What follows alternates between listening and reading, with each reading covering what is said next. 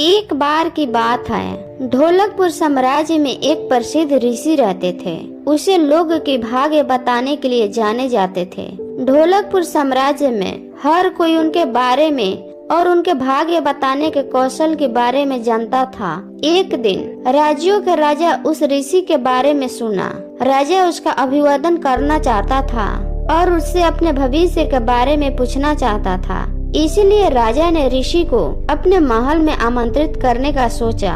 राजा ने अपने सैनिकों को ऋषि के वहां भेजा उसे आमंत्रित करने के लिए। सिपाही ऋषि के पास गए और ऋषि को अपने महल में राजा का निमंत्रण के बारे में बताया।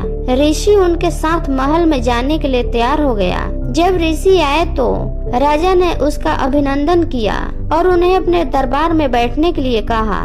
ऋषि थोड़ा आराम करने के बाद राजा के ऋषि से अपने भविष्य के बारे में कुछ बताने के लिए कहा। राजा की कुंडली देखने के बाद ऋषि ने उन्हें भविष्य में उन पर आशीर्वाद देने वाले भाग्य के बारे में बताना शुरू किया।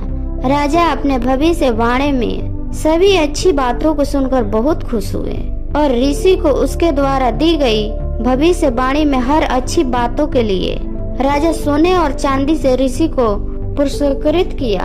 अब राजा ने ऋषि से अपने दुर्भाग्य के बारे में बताने के लिए कहा। ऋषि उनके दुर्भाग्य के बारे में बताना शुरू किया। अब हर बार राजा को दुर्भाग्य की बात सुननी पड़ी। राजा बहुत क्रोधित हो गया था। एक समय तो उन्हें इतना गुस्सा आया कि उन्होंने ऋषि पर चिल्लाते हुए कहा, रुको, इतनी बेहुदा बात करने की तुम्हारी हिम्मत कैसे हो। राजा ने अपनी तलवार निकाली और उसे ऋषि की ओर इशारा करते हुए कहा, मैं तुम्हें अपने मृत्यु का समय बताने का आदेश देती हूँ। उन्होंने देखा कि राजा बहुत क्रोधित है। फिर ऋषि कुछ गणना करने के बाद शांति से उत्तर दिया, मेरी गणना के अनुसार आपकी मृत्यु हमारी मृत्यु से ठीक 1 घंटे बाद होगी। राजा यह सुनकर दंग रह गया और उसे अपनी गलती का एहसास हुआ। उसने अपने दुर्व्यवहार पर शर्मिंदा महसूस किया और ऋषि को अधिक से अधिक धन देकर घर भेज दिया। दोस्तों, इस कहानी के अंत में मैं यही कहना चाहूंगी कि अगर हम समझदारी से काम ले तो हम किसी भी मुश्किल स्थिति से बाहर निकल सकते हैं।